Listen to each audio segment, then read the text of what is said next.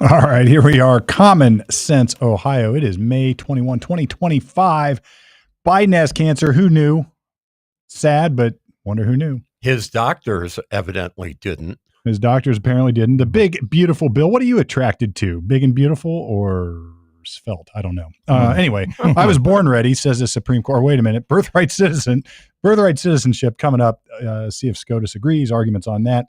But anyway, lots coming in Common Sense, Ohio. Before we get there, though, let's check out our historical fact of the day, which I'm going to get a little bit of a diatribe here, but I think it's important for all sorts of reasons ideologically. On this day in history, specific, actually, there's lots that happened here, all around the same time frame that I think is relevant. You had the Leopold and Loeb murder by of Bobby Franks. I don't know if anybody followed Leopold and Loeb. There was a murder, and Clarence Darrow famously defended him. So I'm a criminal defense attorney. Clarence Darrow is important to me.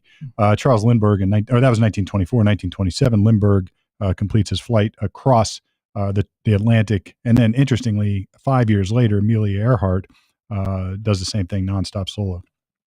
So anyway, back to Leopold and Loeb. This is what's interesting about this, because anybody who follows this, I think I had this discussion with somebody recently, and Leopold and Loeb basically were taking on this postmodern idea that morality is a human concoction and we don't need to follow it. And this is later Nietzsche and other philosophers sort of expounded this.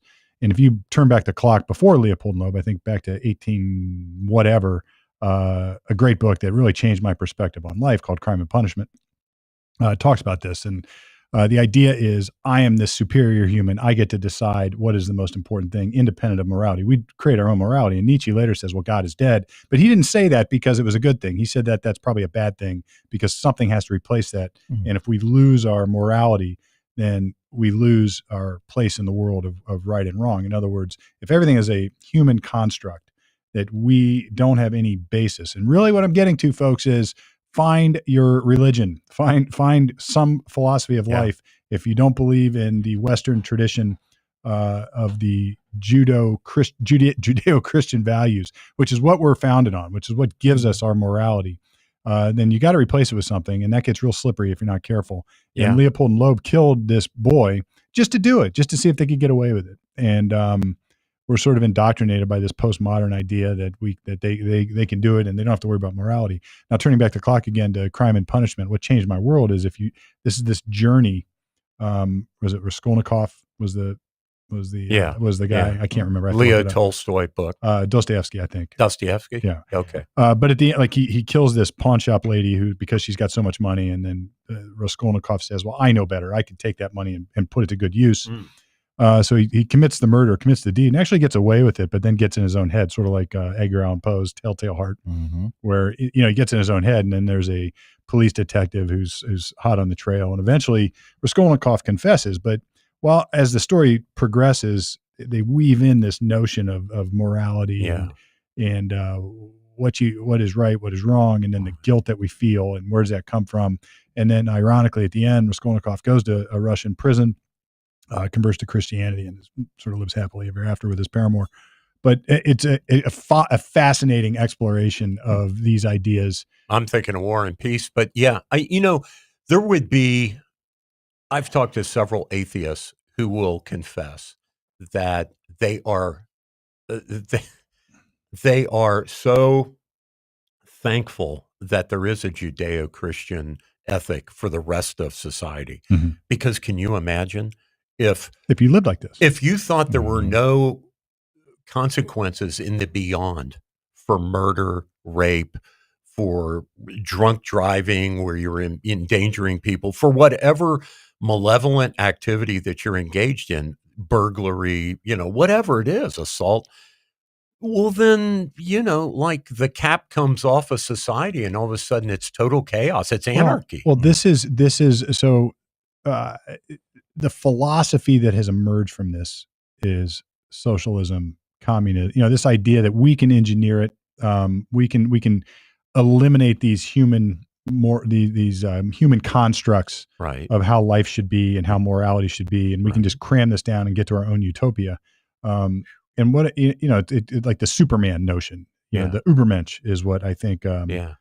it was Nietzsche who said, whatever it was, the Ubermensch, like I know best for people. Yeah. So I can cram this down and use any means necessary to do it because ultimately I know best and the ends will justify it. And, as I've sort of joked, it's not like that philosophy didn't kill like 100 million people last century, except it did, right? It did. It definitely did. And it's, right. I think it's a telling exploration of what's going on now. So this competition that we have, like these people who want to engineer society to their end, they don't like that there's a man and a woman. So we're just going to change that. We don't like that there's, that it's right and wrong to live this way. That's right. We're just going to change it. You can live however you want without a consequence, but there always is a consequence. And even if it's not in the beyond, your life on earth here. So if you don't even believe in the beyond, your life on earth tends to get miserable. Well, if you don't live that way, and I've suffered that myself. We all do. That's the journey we have in life. Absolutely. Sure. So anyway, not to get too philosophical. Well, no, I think we're all a little bit agnostic, regardless. I mean, even Mother Teresa confessed that there were times when she wondered if there was a God. So like even very religious people struggle. Of course, it's very normal. Yeah, because we weren't there, when Jesus came back and there was a flame above him and Thomas got to touch the spear wound, right? So we didn't have that experience. For us, it's theoretical that there's a God, right. and we have to accept that theoretically, which is difficult. And the scripture talks about, is it First Peter? I can't remember. Look, I'm not a biblical scholar, but I have read a little bit. And there's a provision that I always go back, and I can't remember it off the top of my head. I wasn't ready for this, but it talks about being able to. You brought it up. You brought up the scripture. It talks about being able to justify your faith. Yeah. And what's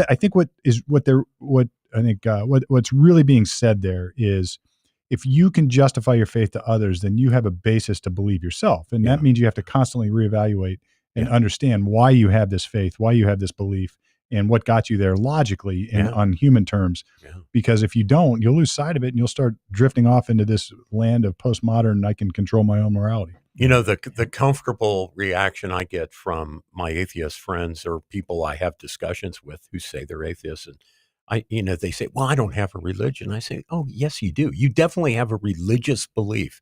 The lack of believing in a religion is a religious belief. Yeah. That is a religious belief. It's like saying, I don't participate in a democracy because I don't vote.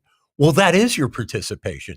Like the opposite of something is the something. Yeah, go ahead. Right, and I think too, I've heard people talking about in the agnostic world too. Is like they may pull back from one religion, but they kind of are drawn to something else though too. Mm-hmm. We keep getting drawn back to these. There's this bigger power. There's this bigger collective that we want to find. Yeah, you want to find, and I think so. I think this idea of I'll just say it. I think that this notion of leftism, you have to ascribe to these things. So you have to ascribe to this philosophy, whatever, all these sort of woke things these days. And look what that's doing to the Democrat Party. It's been hijacked by all this stuff. So if you don't, and what it is, I think to your point, Brett, is that you don't have to, it's like this thing, you don't have to think. You can just say, I believe in that. And that becomes and sometimes we want to be on cruise control with this. Yeah, and sometimes that becomes their thing. Right. Yeah. And if they believe in that, then that's their virtue. Yeah. And it's dangerous. Yeah. It is dangerous. Because you don't have to believe in all those things to still be a Democrat.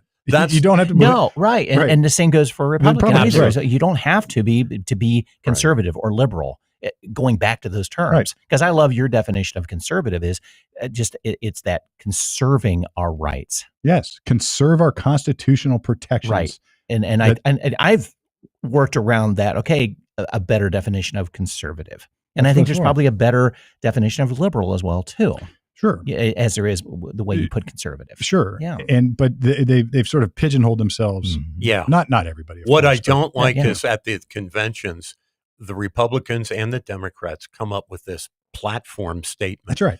And then if you don't subscribe to every single point on that, somehow you're not a loyal member of that party. And that's what's which is ridiculous. Well, and that's what's scary about MAGA. Well, I truly do think there's some of that because it's going extreme. Well, okay. I'll accept that. There are some that do. It's almost a total religion, and that's scary. Not a lot, but there are some. there are There are some You know. people that Well, look, everything there's- that comes out of Trump's mouth and that's where I'm going. is gospel. It's gospel, and that's exactly. ridiculous and that's scary. too. And Of it was course. with Biden or any Yeah. president. Well, that's right. Scary. So look, It's scary. Trump is not. What's interesting about Trump and is that he is not. He's not a movement He's conservative. not a movement. That's a perfect way to put it. He's not a movement conservative. No. He's just a Yeah. problem solving. Like he's an attack dog. All right, Yeah. we got this problem. I'm going to solve that Yeah. one. This Yeah. problem over there. I'm going Right. to solve that one. And it doesn't fall neatly within the line of a conservative. But the MAGA people, ideology. to Brett's point, there are MAGA people that want to pigeonhole him into what they think he Right. is. yes, Right. And that's crazy too. that's Yeah. crazy too. And Yeah. he's not always right and he's not always wrong No. because he's always human. Yeah. Right? Yeah. So yeah. it's an interesting thought. So look, Steve, we could do an hour on this. This is excellent stuff. Let's come back to these kinds of discussions. They're very good. well, This was excellent. if you want more of it, just leave it in the comments. We'll do it. But otherwise, we got to get to the news. And first, we're going to we're going to hear from our sponsors, Harper Plus Accounting. They've created a nice little 30-second spot for it. So we're going to watch it right now. Are you an entrepreneur who doesn't know when to pick up the phone or get out the keyboard to contact your CPA? A lot of people are like that. And one of those things that you have to figure out when there's the right time to do that is when you feel like you don't know what's going on. How much money am I making? How do I pay my taxes? I'm running my business out of my checkbook and I have no clue what's going on. I don't know if my employees are making me money. I don't know if my products are making money. I don't know which way I'm going. I'm upside down. I can't concentrate or can't think about anything other than where the heck am I, instead of thinking, how do I grow and continue on my business? That's when you should call. So if you're an entrepreneur and you're looking to have a tax question in regards to that, drop it in the comments and we'll try to get back to you.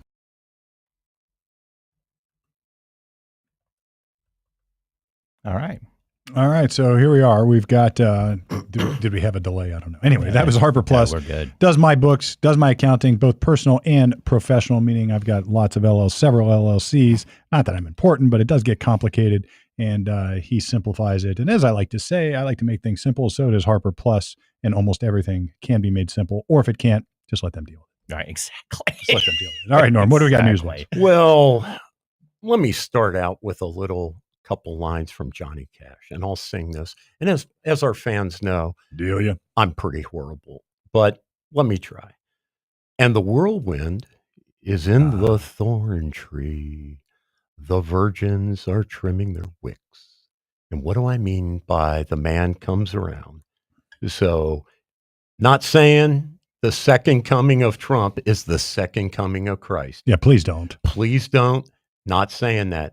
But there is a little bit of an analogy in the idea that when somebody comes around the second time, often they're better prepared and they're ready to, write down, take names and kick ass.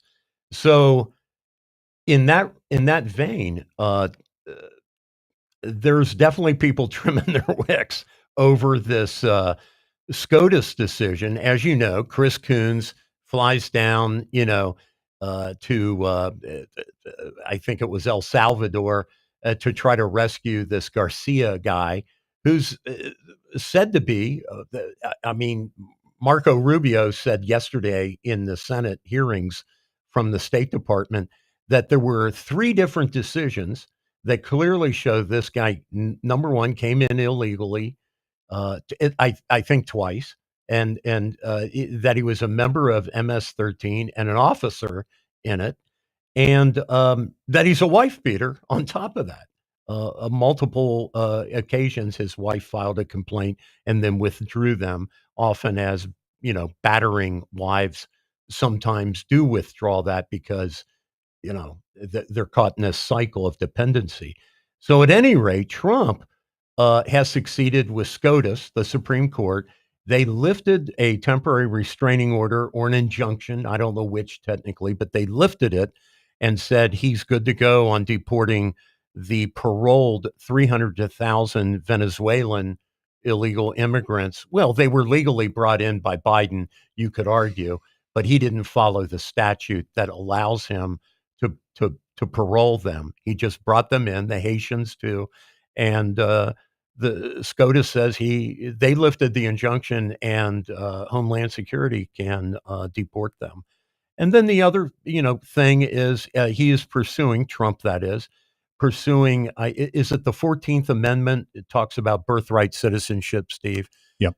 And the author, if you go back to the congressional history of when the amendment was created, the author, the congressman who wrote it, said, I am specifically not creating any new rights whatsoever for anybody except the children of slaves, ex-slaves, and the children of Indians on reservations, that those people being born in the U.S. are automatically given birthright citizenship. He didn't talk about anybody else. And there's no Supreme Court history other than a case about Chinese railroad workers, and I think there's another case involving diplomats, children of diplomats born. And basically, the Supreme Court has always said it is limited to those situations, but as a matter of federal policy, we have not followed that. Well, as a matter of federal policy, birthright citizen, you're born here, you become a citizen. That's been the situation for years and years and years. And just to go back, I mean, the 14th Amendment was a slavery amendment or anti-slavery amendment. It followed the Civil War. It followed the Civil War, right? And the idea was context is everything. I think it was at the Dred Scott. The idea was if you're a slave and you're born in the United States, you're a United States citizen. And your children. If you're born of a slave in the United States, then you become a United States citizen. That was the purpose of it. That was the purpose. But then along in 1898 comes the United States versus Wong Kim Ark. The Chinese case. Yeah. And that on its face sort of holds that, look, I mean, if you're not, even though the parents were domiciled, permanent domicile and residents in the United States, but they were still subjects of China. So in theory, subject to Chinese jurisdiction. They had a child, and the child was granted birthright citizenship. So how does this all shake down? I think here's what I think should happen. Here's what I think will happen. I could see an easy distinction to be made that if you are born of a person who is illegally in the country, then they could draw that line and say that's not birthright citizenship. But if you're here lawfully, either by green card or even travel, because you got to draw a bright line. Well, there is a specific federal statute against coming here on vacation just to do that for the purpose of having a baby. So if you have the intent, so I can see those lines drawn along that way, but I don't think it'll happen. I think they're just going to. I think the U.S. Supreme Court's just going to say if you're born here, then you're here. They might try to draw some distinctions, but I'm not sure that is on the table in this case yet. Yeah. But I think cases to come. So there's an idea in Supreme Court or really any legal judicial review is that you have to have what's called a case or controversy in front of you. You have to have facts that the result of which will lead you to a rule of law. You can't create rules of law beyond the facts in front of you. So you can't say, well, look, in this situation where we have unlawful immigrants in our country or illegal aliens in our country and they have a kid, they can't create a law that applies to every other scenario because those facts aren't in front of the U.S. Supreme Court yet. But those will come. And we've seen this.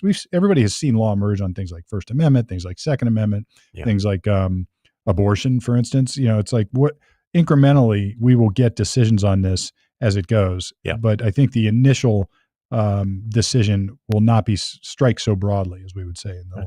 So the child born to the illegal aliens, that kid is then an American, or now that's been the case, right? Yeah. So what's the status of the parents then in that situation? Right. So, they're non-citizens. Non-citizens. They weren't born here, but they have rights to be here because they have to take care of their kid. If they're here illegally. They still don't, right? So it's a good question. What happens to the parents? So my kid's a citizen, but I'm illegal. That's why they're called anchor babies. Because by policy, we have not been deporting those. So they have to recognize the parents to be able to stay here, though, because you can't. But by policy, we're doing that. But by law, it's. I don't think there's a firm.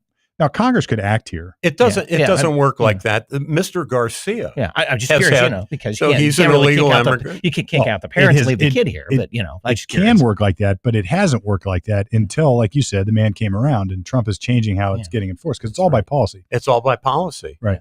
Yeah. So many scholars would agree with what you said, Steve. Your analysis that I have listened to, many people have said. The Supreme Court does. Well, good, because I came up on this morning as I was reviewing this. So. Well, John Roberts, the Supreme Court they don't like to be the heavy. I mean, there's just this sense that like he's not going to disturb over 100 years of what the policy has been on based on this case. So many people have said what is probably the answer if we want to get rid of birthright citizenship is a constitutional amendment. Yeah. Fair enough. A lot of stuff should be that way. Just straight out, this is the deal, this is not the deal. If you read the amendment, this is one of those where you could go either way with it, like subject to the jurisdiction. Well, if you're here unlawfully, you're still subject in theory to the jurisdiction of your home country.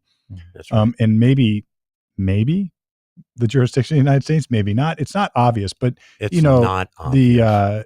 The Chinese immigrant case seems to point in that direction. There hasn't been much since. No, there hasn't been much since. So, we'll see. The other thing, the man's coming around, which I think this is, so just, a quick note about this trip to the Gulf states that Trump did last week. Just incredible that he has come back with like 200 Boeing orders from, I think it's Saudi Arabia. Apparently, if you add it all up, the CEOs who accompanied or who showed up at this more or less trade fair kind of event that Trump did in Qatar, Saudi, UAE, $5.1 to $7 trillion in investment in America from these Gulf states, which are just soaked with money, like they have money to spend. And that's nothing but a good thing. And I heard many Democrats comment that, oh my God, I wish that, Biden had done something like that. Like what a fantastic thing. And I like this little display of bipartisanship by some of the more moderate Democrats where they have acknowledged he did something right for a change. Yeah. Mm-hmm. Well, look, I mean, all right, fair enough. Yeah. We're not going to talk. Are we going to talk about the Trump goose? What's the airplane? Oh, well, we kind of hit that last week, but yeah, I don't think that's practical. That's a bad look for Trump on that one. Well, it's just not practical. By the time they arm that thing, I was going to say they'll have the new one made. They'll have the new one made. It just is like you don't. It's like it just. We don't need it. Trump, like this is one of my beefs with Trump sometimes. It's like he gets himself in spots he doesn't need to be. He could just say no, thank you.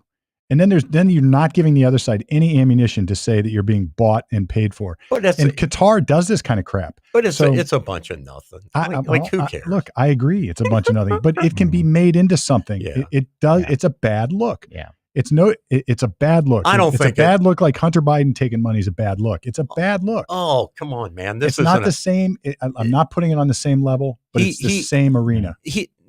He accepted it on behalf of the United States, not for him. And it was going to end up in his library. They're saying. So I mean, look, it's sort of on behalf of him. Reagan's Air Force One is at the Reagan Library. Yeah, but he didn't get it from Qatar. I guess Trump is not getting it. The United States would. Fair enough, but we don't need it. We don't need their money. I don't want their money. All it would be doing is adding to the Air Force fleet a free 747. That's all it is. It's a bad look. But if you have to defend it, it's a bad look.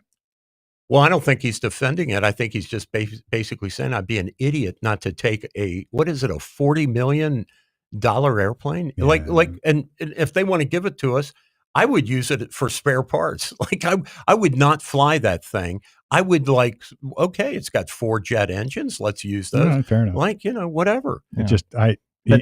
Trump. But your scenario is not going to happen. It's an opportunity. Let me put it this way. It's a phallic symbol for Trump. I'm sorry. He wants to be in this thing to fly around. It's an opportunity. That's the way I look at it. I'm sorry. Okay. You hate Trump. I mean, in this instance, I just don't like that move he did. I don't. Well, maybe if you don't like it, let me put it to you this way. It's an opportunity for Trump to say, no, I'm not going to do this because I don't want anybody to say that I'm taking gifts from Qatar.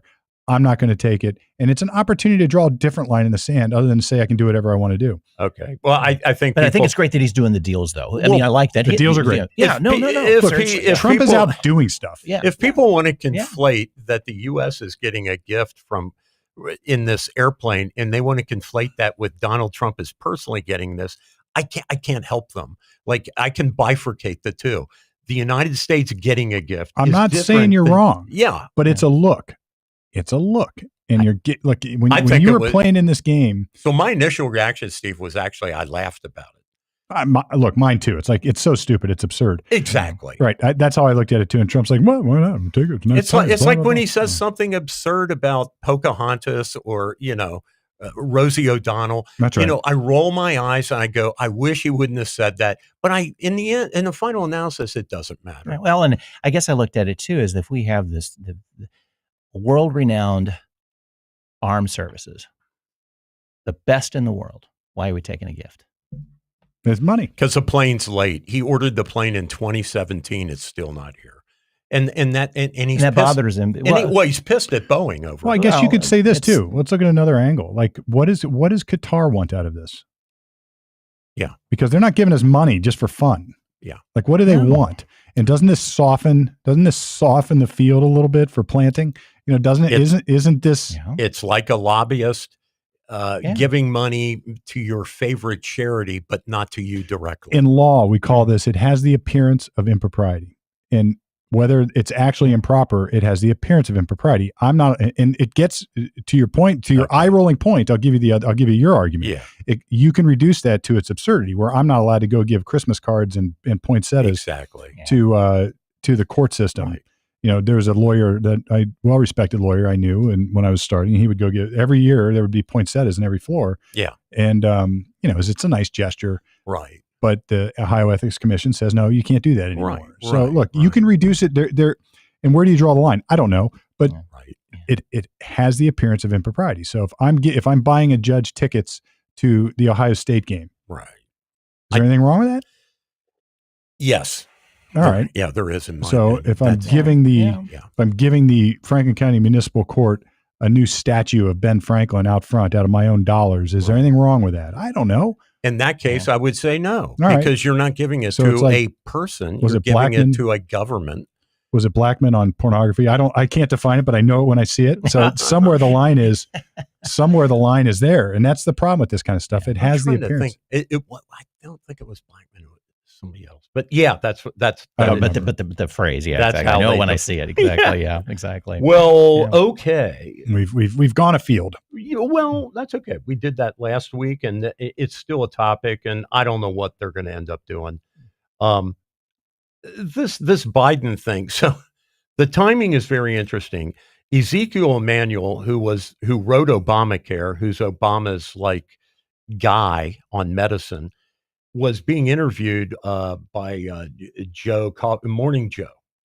And he said definitively, as a physician, so Ezekiel Emanuel's an MD, he said for sure, for certain, given the normally slow rate of growth of prostate cancer, that Biden has had this well into his presidency and may well have started his presidency with cancer in the prostate, but he didn't develop it in the last 110 days since he left office.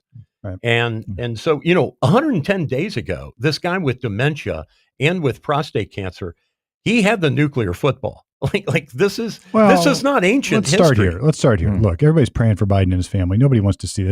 And if you're not, then shame on you, right? Well, what's wrong with you if you wish cancer on somebody? Exactly. For shit's right? sake? So, but Exactly. this brings another point. The other side is saying, how dare you? Then this man's crisis point out that we've been covering this up forever. It's like, wait a minute. Both things are true. Like I feel horrible that this man is experiencing cancer and he's Right. got diminished Yeah. capacity and his mental health and his whatever Yeah. he's got Yeah. is bad. Sure. But it's also true at the same time that somebody knew about this for a long time and wasn't telling us. Now, I may be less concerned about the cancer than the dementia. Oh, for sure. Well, that's But yeah. but But the because same White House doctor assured us that both conditions were absent. yeah. That he doesn't have But dementia. it could be true that and the he has PSA perfect numbers. health. It could be true that he had PSA numbers and they've been monitoring for years. I know people that have Right. that. Sure. So Well, then it brings up the interesting question. Yeah. How much should we know about the personal physical health of our elected officials? And, I don't know. It's, should we, there's an argument to be made both ways. On the one hand, the elected officials have a duty to say I can do the job and I am here. And when has this become a thing that we should know? That we should know, right? I don't know. I mean, should it's we been in my require- lifetime. Well, there I are don't know. statutes on this that the president is supposed to report on his health. Right. So we have but I forget about this. And to that end, It may be previous true. administrations have actually brought out the White House doctor to the press room, and the White House correspondents are allowed to ask questions. Yeah. Under Biden, that did not happen. That did not happen, Mhm. right. And they wouldn't even play remember he was interviewed on the document scandal where they had boxes of classified documents next to his Corvette. They only released the transcript and The not Hurt. his actual interview because it's Right. like, Well, they did. now just- they have. Yeah, now right. they And have. it sounds terrible. It sounds terrible. He sounds completely out of it. So let me throw a couple of little things out there. In 2022, he was speaking before a crowd, and he was talking about when you initially turn on your windshield wipers on your car, that there's an oily film and it takes a few sweeps before that goes away. And he said, it's that kind of air pollution that has given me and my family Oh, yeah, I cancer. heard this. Yeah. That was in 2022. And then the White House very quickly followed up and clarified, oh no, he doesn't have cancer. Right. But Lies. people are starting to suspect that he was diagnosed with prostate cancer and that they just didn't want to tell us. I think that's probably true. Yeah. I mean, look, I do too. everything is pointing in that direction, and shame on them. Look, the I'm lies just going to and say the same cover-up. thing. Shame on the political machine for putting this man Well, it's not in this situation. I mean, Yeah. he not has the- a decision. I well- know he can pull out and stay in, but it's that the decision should have been made. That's not fair to even Brett. this guy. If I know Well, he's stuck around. I know, Brett, but I'm going to be a little bit more harsh than you. It's not the political people that did this. It's the Democrat Party. well, and it could be too. And I'm just saying, whatever machine it is. Well, it sure as shit wasn't the Republican No, Party. I meant that. So, yeah, let for me sure. let me point out a couple of things. So, in the aftermath of this, Bernie Sanders and Van Jones have both said that this withholding about the dementia, that this new Jake Tapper book, boy, isn't he done a 180? I'm guilty, and I'm exposing everybody else as guilty, but That it's not saying I'm guilty. They are saying that this, and I quote, is a crime against the Republic. Okay, those are Democrats saying that. Mm. Okay, so and whether it's Kamala, whether it's the KBJ or Well, whatever look, her it's name not is. just this though. They did this to Bernie last time around, right? Well- So the Well, Democratic I'm talking Party. about the outright No, lying. I got you, but Yeah. the point is that they covered this crap up and they basically installed Biden as a candidate both times.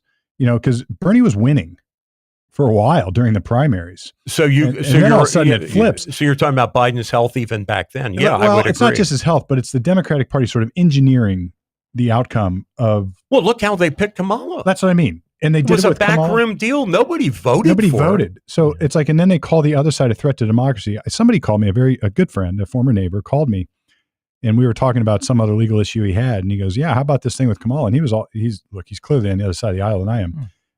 And guess what? We can still be friends. But Hey, dude, he thought Kamala was going to win. That was his Yeah, prediction. I did. Yeah. and but he goes, how about this? And I said,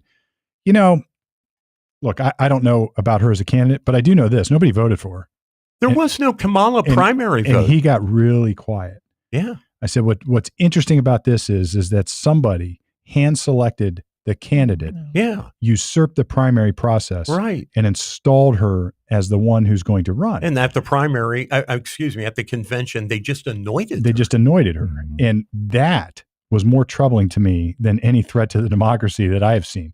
And look, I don't care if it's the Dems or the Republicans that did it. It would be the same Well, it problem. was the Dems that did it. It was the Dems, but Okay. I'm not saying that because I'm not a Democrat. And let's I'm roll- saying that because Well, if the Republicans Dude. did it, I would have the same viewpoint. dude, there's a track record. So the Democrats hid JFK's condition with Addison's disease That's right. and his back. They hid. But the Republicans there's a claim the Republicans did it with Reagan. And they his, did FDR. Alzheimer's. Yeah. They did. And that's coming out. It's somewhat credible. They did FDR. Yeah. And okay, if Reagan was diagnosed with dementia or Alzheimer's while he was in office, that would be wrong too. Yeah, And I don't Saturday Night Live I sketches don't were know. awesome. Well, Where he's like sort of floundering around, and then behind the scenes, he's doing all this stuff. But anyway, but look, there's an argument about that too. So either way, but that kind of political abuse of power. Nancy is didn't run troubling. the cabinet. Like Jill Biden ran the last cabinet meeting. Jill Biden chaired the cabinet, and then she was on The elected View. to nothing. She was on The View with Joe, who's on this tour. It's actually backfiring, I think. But Jake Tapper. She was on The View with Joe Biden. With Joe Jill and Joe were on The View with Whoopi and company. Right. And they asked her about something. They've gone and she had to interrupt and answer for him. And it's just like, you're not helping. Yeah. No. You answered all the questions, Joe. Remember that? Yeah, right. It's like, Joe, Joe, you're such you a did good such boy. a good job. Here's an ice cream cone. Yeah, that was not a good thing. It's just like it Not is a good so. sign, But the point is that they've anointed these candidates now. They've covered up Biden's condition. And, you can say that's all bad, but then you have to ask the very next question. It's like, why? Well, Why? because he wanted to run again. And remember, I think it's more than that. That June debate last year. They didn't want the alternative because they were afraid they were going to lose. And they did lose. And they did lose anyway. Yeah, right. So, but yes, why? Correct. That is engineering. That's engineering their side of the election, and that's what's troubling about it. Well, it's hiding a condition from the American people, right? So and they may have won if they come clean with that. Trump rightly asked who was controlling the auto pen, and to what extent was Joe Biden even aware? Apparently, he was like on the Delaware beach at the same time the auto pen is signing the pardon for his son Hunter. Mm-hmm. I mean, and Trump rightly asked the question, who was running the country? I would like to know that. Was it Susan Rice? Who was running who was making these decisions? I have said now that we have lived through in our time, in the last 2 decades, the 2 greatest scandals, I think maybe among the top 5 total in American history. Yeah. One being COVID and the government response to it. No question. And the other being Biden's mental or dementia. Well, when Van Jones says that this is a crime against the Republic, that's pretty damning. And what's and interesting, Bernie Norm, said the same just to throw a shot across the bow, Norm, the COVID response happened on Trump's watch and on Biden's watch. Yes, it did. So it's not just and we were just slinging arrows at one side. Right. I'm not Trump's defense attorney here, and never have been. I've condemned Trump for all kinds of behavior on his part, and including. Let me rephrase: the Republican side. The Republicans had the presidency during one of them, and the Dems had the. Well, I'm a conservative, no question Fair about enough. it. But he's not my choice for president. It was Ted Cruz and Ron DeSantis. Those are the 2 that I wanted. But at any rate, we have talked endlessly about how Trump crashed his own reelection. Mm-hmm. The economy in February of 2020 was absolutely at the top. It was, like the stock market, unemployment, inflation. Gas was like $1.99. Hey, we were humming. And then all of a sudden, Fauci waddles into a germaphobe's office, the Oval Office, and he convinces Trump that we got to flatten the curve. We got to shut down things. Yep. And Trump bought into it. So that is a mistake that he made big time. This was the Achilles heel and he paid of for Trump and his background coming in. I don't think he had a full understanding of the swamp and what he was really walking into. No question about it. I don't think he understood the power of the administrative state. I also think that Trump, and I'm guessing, guys. So this is why when the man comes around, he has learned. I also think that Trump has a very, very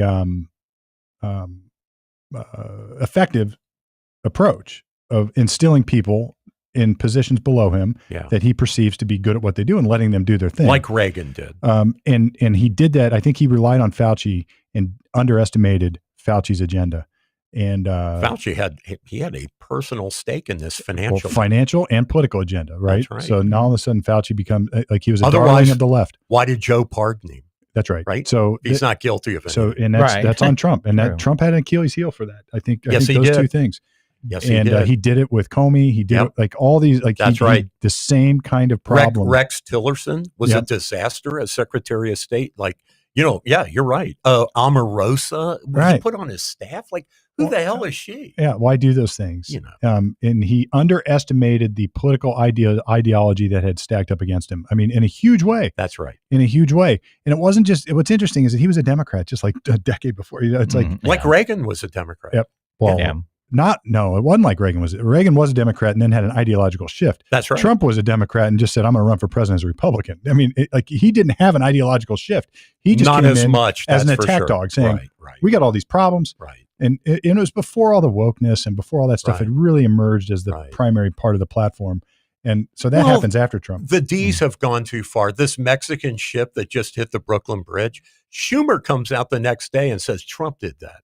And you're like, what the? How does he connect those the dots? power went out on the boat and it lost, it couldn't operate because the electric. What's his argument to connect those? I didn't listen to that. Oh, that, if Trump had not cut, it was a Doge play. Oh, come on. Like Trump had cut the Coast Guard. You better have it. You better have the evidence. You better be able to connect that factually before you make that claim. Start posting up. But that's the kind of crap they'll shoot themselves in the foot. They did this shit to Trump during his first. Well, the whole 3 years of Russia was a construct. Yeah. Hillary set that up with Obama, and it was 3 years of diversion about Russia. And here comes Robert Mueller, certainly no fan of Trump, and says the whole thing's crap. Yep. The Mueller report, the whole thing's crap. It took us 3 years to get to that, which destroyed his presidency. And now Comey says 86-42. Did you guys see that story? Yes, I saw that. Right. And look, explain to me what those four numbers mean. I don't even know. Where 47 is the president. 47. I said 47. He's the 47th president. So when you say 86 to 47. Yeah. Well, 86 means get rid of 47. Oh, now, okay. Look, I think the other side. I think the Republican folks are making more of this than they should. And at the same time, but it was beautiful. It was dumb. It was gorgeous for the Secret Service to go visit, or actually, he went to them. But it is beautiful that the former director of the FBI had to go on his knees to the Secret Service and say, "Please don't charge me." Yeah, I didn't mean this, and I don't think he did. I don't think he was calling for Trump's assassination. And people who are saying that, I think that's a bridge too far. But I do think it was a bad look. And people, like when you have that kind of influence over people, you can't do that stuff. And I'll tell you another thing: I have defended people in court, at least one, who made a stupid threat. Like I can't remember exactly what it was, but it was maybe in the Clinton or the Obama era. It said something dumb online. On some platform online, right when that stuff was emerging, right? Like Madonna did. I'd like to blow up the White House. Secret Service came and visited this guy, and they talked like it was the other side. Yeah. The Secret Service they have an office in Columbus, Ohio. Yeah, they do. Yeah, yeah. I mean, and they investigate more than just threats against the president. So I've had Secret Service cases involving taxes and money. So what were our other topics? Big beautiful bill. We got to talk about the BBB. Yeah, so the big, beautiful bill. So Trump went to Congress yesterday. I don't know if you saw this, but he personally, he took over the beast and he drove it down to the Hill and he visited the Republican, members of the House and surprisingly said some fairly damning things about the holdouts, like Thomas Massey from Kentucky.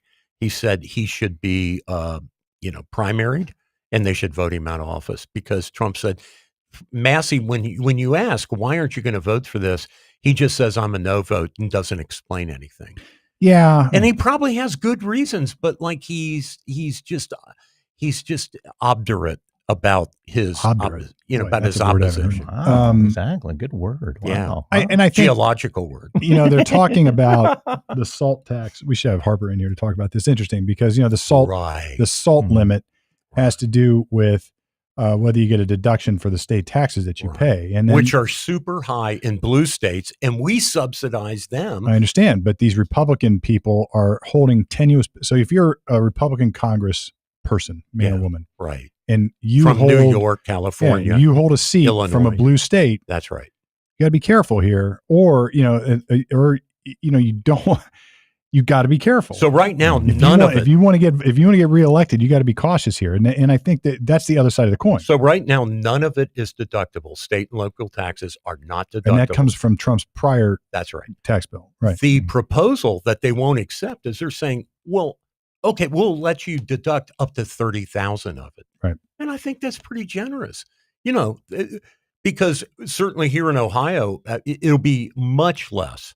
Yeah. So just so everybody understands the argument here, it's like if you live in California, your state taxes are yeah, high. Yeah. And California is going broke. Yeah. And if you let it, you're basically subsidizing California by New York, Florida, these places that have high property taxes and so the incentive, of course, is why not Ohio raise our taxes now, and we get a deduction anyway. So we just raise your state taxes, and everybody gets up to 30,000 anyway. So let's just this is what happens when you start going down these paths. And in Ohio, because our legislators, we'll turn to Ohio just a little bit here for a second, because our legislators, and Yost has said this, and he is 100% right, because the legislature has not done any property tax relief for widows and widowers and low-income people that are getting taxed out of their homes. They literally cannot pay their taxes because their property has been revalued at super high levels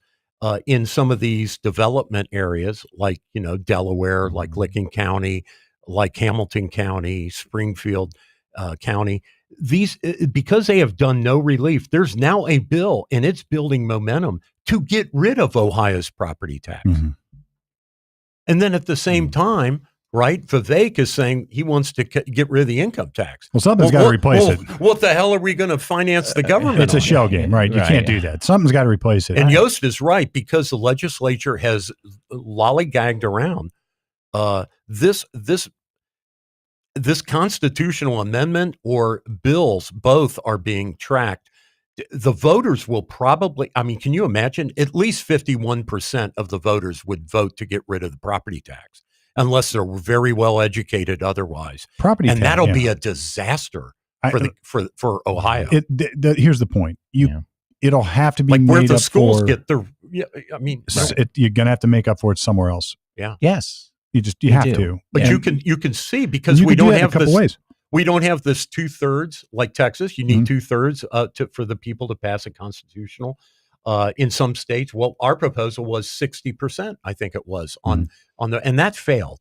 So now we're just a straight up 51%. 51%. Make an more amendment. than 50%. Make an amendment. 50% plus 1 or something like that. Yeah, exactly. They don't even get me started on the amendments. Anyway, let's. The other thing that's pretty hot is we got rid of, again, during Trump's last administration, from 1972, which is Richard Nixon, all the way to 2017, we had a treaty with the Soviet Union and then the former Soviet Union not to develop or deploy an anti-ballistic missile system.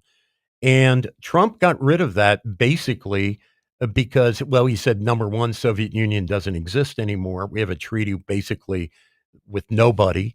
And number two, that what's wrong with putting some kind of shield over your country, a defensive shield to shoot down incoming nuclear weapons? So we're talking like what Israel has, like the Iron Dome, or except for our country. And so Steve loves World War II history, and I thought back to the Maginot Line.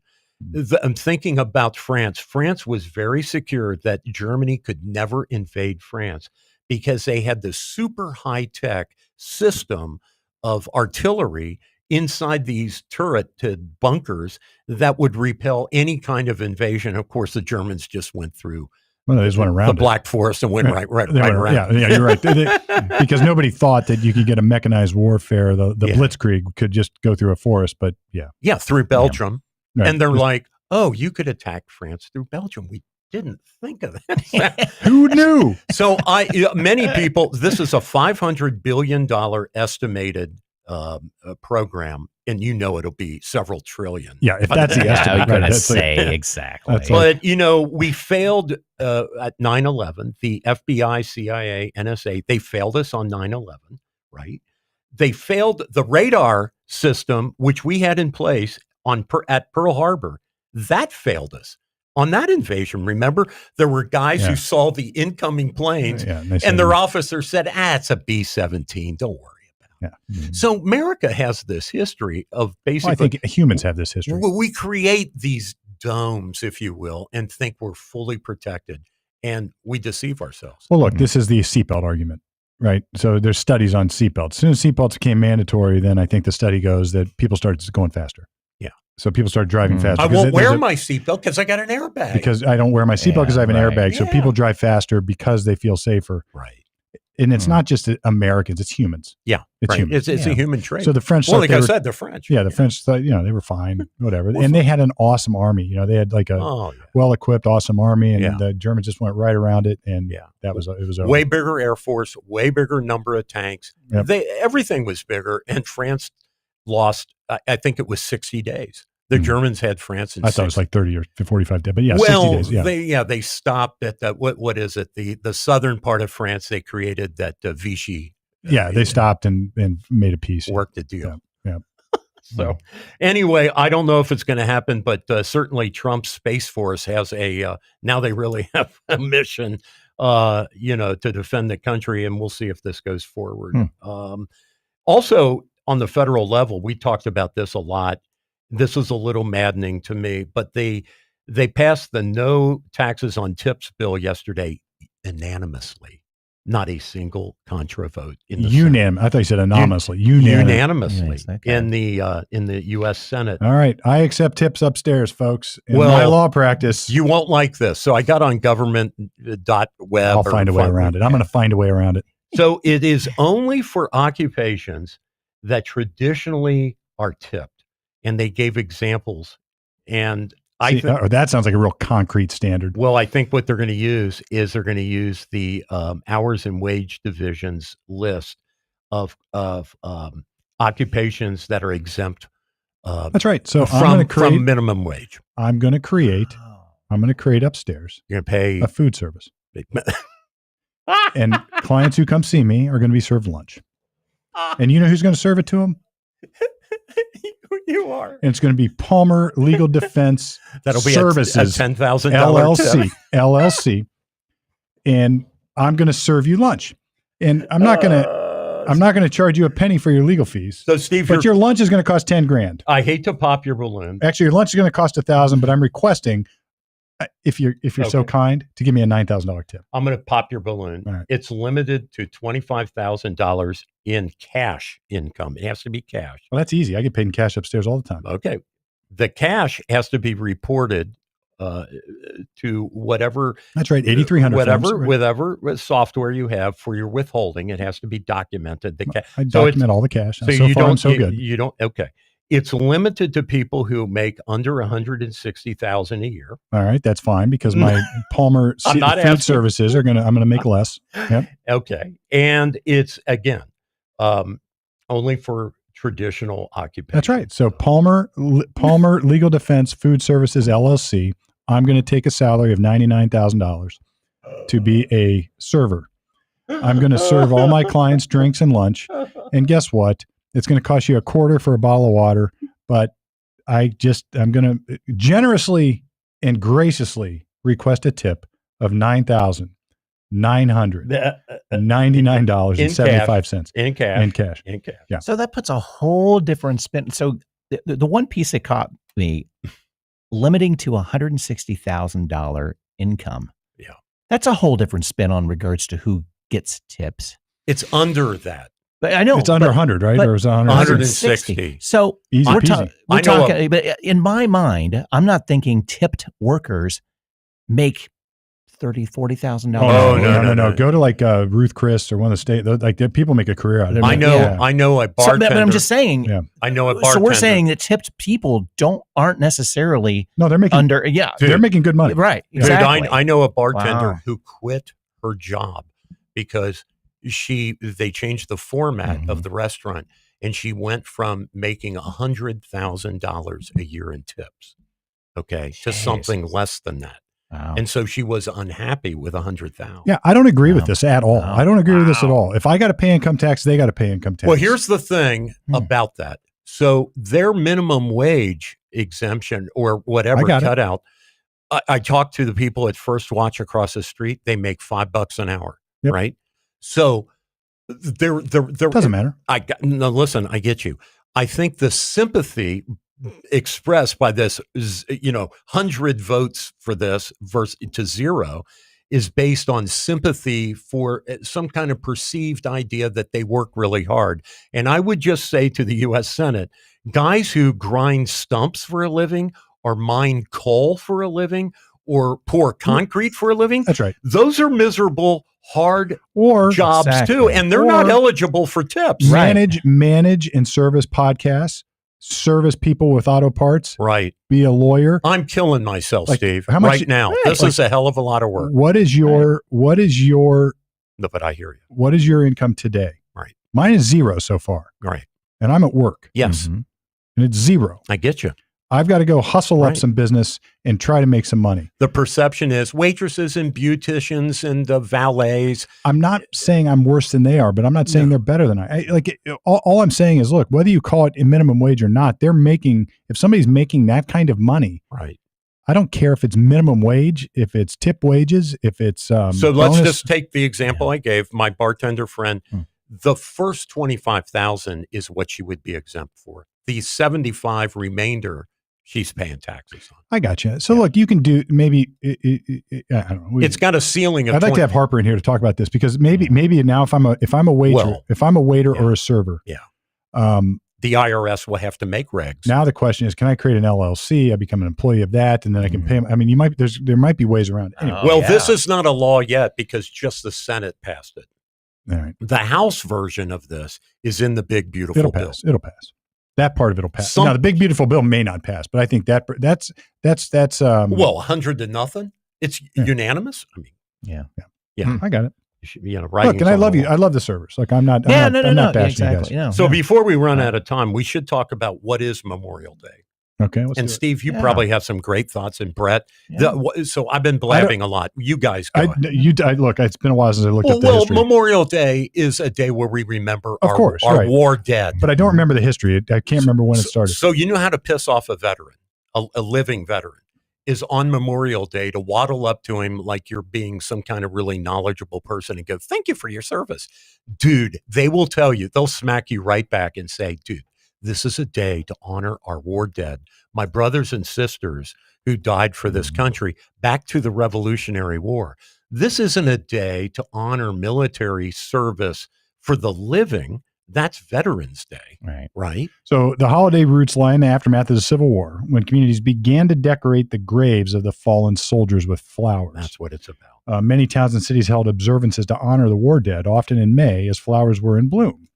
In 1868, General John A. Logan of the Grand Army of the Republic, a Union veterans organization, called for a national day of remembrance on May 30, originally known as Decoration Day. And there was a shift in focus after World War I. The name changed to Memorial Day, and the focus broadened to include all soldiers who had died in service. The federal holiday was solidified in 1971 and is now observed on the last Monday in May.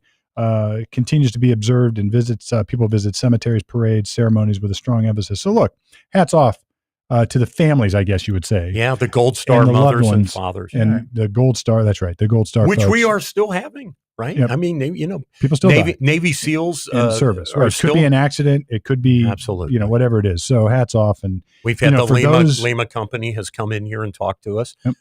For so those, and here's what's interesting. I'm building a house, as you guys know, and I'm putting a flagpole up. And I did a little research, and in that research on how to put a flagpole, you start to see those containers of flags, and it actually choked me up. yeah, Like in the same people that sell you flags and the stuff to install the pole, they'll sell you those commemorative. And I'm not saying that you only have that little box, the triangle box with a flag because you've lost somebody, but it really makes you feel that. oh yeah, Like those families who have those. Yeah. We pray for you. Hats off to you. yeah, Exactly. absolutely. Yeah. So, Yeah. we're going to be grilling hot dogs and steaks and all that's great, and we should do that, be with our family. But I would just ask people if they're not church going, that's fine too. But have maybe a minute of silence before you serve the dogs and the burgers, and just say, "Hey, family, Think about it. let's remember why we're free." A lot of think about people it. that gave their lives for you that have the ability to fry up that hamburger and hot That's right. dog. Yeah, That's right. Just I think about 58,000 in the Vietnam War, 52-ish, 55 in the Korean War. Was it 200,000 in World War II? Like 500,000 in the Civil War? Something outrageous. like 600,000 total. Yeah, World Well, War and One, even at the beginning atrocious. of World War like II, we had- 35,000. World War II, we had so many people sign up that we didn't know where to put them. Mhm. I mean, that Well, is mind-boggling. Think about that. Kids Yeah. 16-year-olds, 15-year-olds going lying about their age to sign up and Sign go fight up. the war. We didn't know what to do with them for the That's first right. few months because we didn't have the barracks. We No didn't have infrastructure. just amazing, Amazing. That we had that many people raise their hand Amazing. wanting to go, that it was that important. Mhm. And, So- and I hope Yeah. that if we ever have that situation, we have that raising hands again. Yep. I don't know. I think it will feel depend. that, I mean, yeah. that was 9/11, I think, gave us the test that yes. For a short time, the country what came was together. unique about World War II is that I think before that we were isolationists in a lot of ways. For sure. FDR did not have America's support. He He couldn't declare promised. war. He tried and I tried and tried. won't send your kids. Yeah. Right. Yeah, he and, promised and that. that was the aftertaste of World War One, where Yes. we all went Yes. over and it was a slaughterhouse. It was a very bad war. And we didn't get much of it. Just go die. And there's some And it great was stories about World War unclear who the bad guy was in World War One. Yeah. Because there were these entangling of alliances and treaties, Yep. and people it was just like dominoes falling. And there's some interesting stories, like the Americans going over and like the French and the British saying, "All right, you go sit in those trenches." The Americans are like, "No, No, I think not. no, Yeah, we're not going to line up to be one of the people that's killed." And we did go win that war. We came in. It's not even that. I guess I will say this: the war was being fought in such a way that it was endless. It was just a slaughter. It was trench warfare, kind of like Trench this warfare. Ukraine-Russia Right. thing. So Static. we, as newcomers, came in and said, "Why are we doing this? Yeah. Let's try something a little bit different." George Patton, And mobile Patton came in and warfare, created more mobile warfare. tanks, planes working together. That's right. And to It- get over the bar, how are you going to get over the barbed wire? He just threw chain link fences over it and walked right over it. It's like stuff that, Oh, you can do that works. Yeah, That works. Yeah. And it's, anyway, we were digressing again, Yeah. but look, Memorial Day, celebrate it. Think about why we're here. Yeah. Think about the freedoms that we do have. And I think the point we were trying to make there is if somebody attacks us, an existential enemy, I think generally speaking, our country on both sides will stand up and fight. Yeah. Stand up on its hind legs and Yeah. say no. Yeah. But when we get involved in these political skirmishes, I think we become very isolationist. The War of 1812 was this way. Even the Revolutionary War was this way. Right. And then all of a sudden, the Brits are in your backyard, and you're like, Right. "What the hell are you doing? I was sort of on your side. Now you're killing it." Yeah. And Yeah. in 1812, the Brits burned D.C., and all of a sudden, They burned the White House. you burned down our capital, you sons of bitches. Yeah. Now we got a problem. Yeah. Yeah. And so I think that Vietnam is a perfect example of the other way. Like we didn't really understand what we were doing there, why we were there, and it got a lot of backlash. Yeah. So I think what's going on, I mean, we were attacked in World War II, and it was the worst thing Japan could have done. They knew it as soon as they did it. It was the worst thing they could have done Yeah. because now we had our ire up. Tojo with the famous quote, I'm afraid all we have done is awakened a sleeping giant. Yep. All right. Well, with that, Yep. let's go good and bad. Norm, you first. So my winner of this week is Mr. Robert Schwartzman, a native, or I should say a resident of Tel Aviv, Israel. He was 33rd in the field of Indy 500 entries at the beginning of the qualifying. He ended up on pole. He has never raced an oval track race in his life. And of course, everybody says, because Indy has these very shallow turns, that it is super tricky, right? Well, technology is your friend. Now there's a lot of downforce in the tire technology. But still, this guy has never raced on an oval track, and he went from 33rd to 1st. I mean, it's just Pretty cool. it's That unbelievable. is- that Robert is. Schwartzman. So Wow. that's my winner of the week. Wow, that's something to look forward to for the Indy 500 too. Yes, sir. Yeah, that's cool. That's very cool. My good thing, we just talked about it, Memorial Day. I think it's a good time to take a moment. I mean, there's always those moments. Take a moment, that sort of thing. Sadly, though, in an Ohio connection, actor and comedian George Wendt Yeah, I was going to passed talk about away. George. Yeah. That his brother-in-law is Greg Gillivette. He's a former Butler County politician and co-owner of Jolly's Drive-In. Butler County, Ohio. Yes, Cincinnati area. So he has a connection there. But yeah, it's age 76. I'm not sure. I didn't catch what he passed away from, but 76. But yeah, Said he died in his sleep. pretty good for Well, that's him. what I Talk heard. about Like, the best for, way to go. For you youngsters out there, go watch it. And apparently, Just awesome. Steve, Yes. apparently he had a major career after Cheers on Broadway. Like he Oh. reinvented himself Hmm. and became a serious actor. Yep. Wasn't he part of 12 Angry Men when it was on stage again? Oh, there that could be. I thought he was. Maybe. 12 For Angry some- Men, another great play, great movie. I Two thought versions of the he movie out was, there. but I'm not sure exactly. But you're right. Yeah, he did a lot of stuff. Yeah. After Cheers, I mean, because he just, but he didn't. He broke that character mold of like when you see him, you expect. Every time I Joy. walk into a bar, you know what happens to me. Yeah. Oh, I bet. Oh my god. No! Oh my god. Well, yeah, we oh still my do it God. here when you come in. No, No, right. Exactly. Exactly. Right. It's iconic. and, It's and, iconic. and what TV shows now bring that to the table? That Not- you not know much. exactly what you're I talking. don't even watch now. TV's You know changed. what I I get it mean? because Yeah. we now have streaming, but Yeah, still, it's but- like you don't have that kind of iconic. No. No. And look, just to maybe take that a step further, on Thursday nights back in the 80s, you were watching Cheers, and you were watching what was else on Thursday? NBC. Yeah, you were watching Cheers, Night Court, Friends. no, That Friends was was later. Seinfeld. Well, I'm just yeah. Yeah, the you were shows watching how those that shows. Like stuff the evolved family around. would get to the TV and watch No the question. shows, like Yeah. the Cosby Show, Yeah. Cheers, Yeah. Night Court. I mean, just and it was TV, but the family was together, sort of enjoying that stuff. Like, Yeah. I remember, like, oh, it's Thursday night. pre-cable or before cable became Pre-streaming. so huge. Yeah. Pre-streaming. Streaming. Yeah. We were limited to 4 or 5 channels. And those became our household friends. Yeah. Norm was a household And that friend. was Yeah. another way the country kind of came together, right? Because people would talk about All in the Family or the Cosby And Show. the or water whatever. cooler That's talks. right. Yeah. But anyway, Exactly. that was my bad. That's too bad. Yeah, That's sad. My good, of course, is that I found water at my property. That's big. That's a facetious good. But no, my other good is it's graduate season. So, Yeah. congrats to all the grads. Yeah. Be safe out there. Don't go drive drunk. Don't serve people. Don't serve underagers at your parties and think, oh, they're graduating. It's fun. Don't make them a stat. But congrats to all the grads. I hope you're off to do good things. Yeah. And what an opportunity. Yeah. Exactly. For sure. Yeah. This America still is the land of opportunity. Yeah. You can do whatever you want. I'll tell a quick story. I may have told the story before. I was representing a Russian, he's a United States citizen, but he was a Russian immigrant, and he had set up businesses here in the United States and in Ohio. I'm not going to talk about what I was doing with him, but we were sort of talking about this stuff, and this is going back 10, 15 years. And he just says, you Americans, you don't know what you have here. You can do whatever you want to do. You don't understand what you have.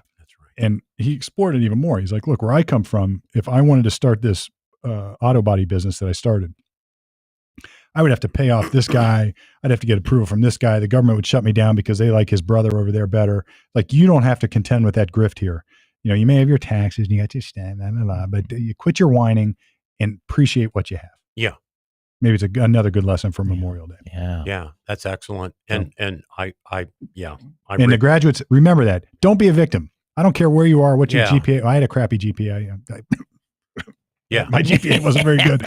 But like that speech that Tim Waltz gave to those graduates was terrible. Yes, like he's going on and on about like this guy in El Salvador. And you're like, dude, what is your advice for these graduates? Yeah. Come on, be uplifting. Yeah. Yeah, go take on the world, man. Solve the world problems, but solve your own problems first. So that guy that wrote Yellowstone, that cowboy novelist, what's his name, Trevor something or whatever, he was a keynote speaker for my son Paul's graduation from medical school. Oh, wow. So Paul's now a doctor. I have to call him doctor, but I remind him I'm a doctor of law, and he has to call me doctor if I have to call him doctor. There you go. But his advice to the graduates of the whole graduating You're talking class, about Taylor Sheridan? Taylor Sheridan, Sheridan. that's So his he's from name, yeah. Fort Worth, where TCU is, and that's Paul graduated from TCU's medical school. So Taylor Sheridan said, here's my advice. And it was a very short speech, but he said, when you because you're going to get rejected, you guys will get, you're going to apply for this, or you want to be a resident here, or whatever you want to do. You're going to get turned down in life. You're going to tell people, just like they told me when I started, when you get turned down, thank them very politely. Don't let it stop your momentum. Just keep going. That's the American way, man. Because he says, and it's not revenge when you do well, but it is you saying to them, subconsciously, that you can't stop me, that all you are doing is expressing your lack of appreciation for my talent. And I do have talent. Exactly. I think there's more. Like Taylor Sheridan, I think his history, I don't know this for sure, so somebody correct me in the comments, but he was part of Sons of Anarchy. He was the he was the good cop. Super prolific. Yeah, he was the good cop, but he didn't create Sons of Anarchy. And I think he took some heat. I think what he's talking about is he was sort of belittled in that whole mess and wanted to contribute more, and they wouldn't let him. And they sort of said, "You don't know what you're talking." Like there was a little bit of that, and he's like, "You know what? I'm going to leave here. I'm going to go write my own show." Yeah. And he does. Yeah. And I think I don't remember what his first one was. He's done. It might have been Yellowstone, but he's got Mayor of Kingston, Tulsa King, 1923, 1883, Lioness, Landman now. Yes. God, yeah. I mean, the guy's super prolific. So, he came up with his own and made it work. And now, so I think what he's saying is, look, you go find your way. Don't be a victim is what he's saying. Exactly. Don't be a victim. I'm piling onto your don't be a victim. Yeah, right. Don't because you think the world's against you. It's like, it's not. He's like saying, you're not that important. Don't be crushed by a turn down letter. Right. You're not that important. Right. Yeah. That's what I tell my son. Because that one person may not see your vision. Another person will see your vision. That's right. And there's plenty of people to talk to. And look, and the other thing I'll say to my graduates, or all the graduates out there, I'll leave this advice. Not that I'm a wise man, but I've learned a few things. Yeah. Like have a plan. And it doesn't have to be a perfect plan. And maybe this is in line with what Taylor Sheridan said. It's like have a plan. Yeah. Because if you have a plan, you start down that plan and you make a mistake, you realize it's the wrong plan, then you can adjust. But at least you're 10 steps forward or even one step forward in your plan. And you know a couple things. You know that didn't work and something else you're going to try. But you also know that you have the ability to create a plan, execute it, and move forward. And if it turns out you got to go all the way back to the beginning, at least you know that that's not what you want to do. Yeah. And if you start out with no plan, drifting around, you have no basis to understand or even acknowledge or appreciate what's right for you and what's wrong for you. You're just throwing darts at that point. So my son's ridiculous. And to your point, your plan, follow other people, bring other people along that agree with your plan. That want to be on your journey and say, good for you. Find those positive people that are going to help you along and listen to the constructive criticism along the way. So don't take that as an insult or some sort of diss that you're a victim. Right. Like if somebody says you can't do that or you're not right, and like evaluate it, take it in and move forward. Now that's part of your history. That becomes part of your history. So look, I'm a hunter. I like to go hunt deer, and I go to a new property, and I'm not a great hunter at all, but I know some guys who are, and I was out hunting up in the UP with somebody, and I had stopped, and it was a gorgeous snow day. So when the snow's, you can see where the tracks are, whatever. And I sort of stopped. I'm looking around in the afternoon when the deer aren't up. We're just going for a hike. And he said, "What are you doing?" I said, "Well, I'm checking everything out." He goes, "What are you looking at?" I said, "Well, there's tracks coming from here, and there's tracks over there, and then it looks like that's a bedding area over there, and that's over there." And I said, "So I think I'm going to go sit over this place tonight." And he's like, "Wow, and I said, listen, I'm not saying I'm right, but I know this, if I try that and it's not right, I'm going to do something different tomorrow." Yeah. Right. And that's my plan. Yeah. But if my plan doesn't work, it doesn't mean I'm a bad hunter, which I'm not very good, but at least I have a plan and I know where I'm not going to be next time. Or I know that if I'm sitting here, they're going to catch me over here, whatever it is. I had a plan. Yeah. And I just came upon that by watching others who had plans and execute. So I'm not a genius. Yeah. And if you have a plan and execute it and it doesn't work, at least you know that's not the right plan. And maybe you got a better one next time. So with that, I'll sign off. 100%. All right. Common Sense Ohio, right from the middle, at least until now.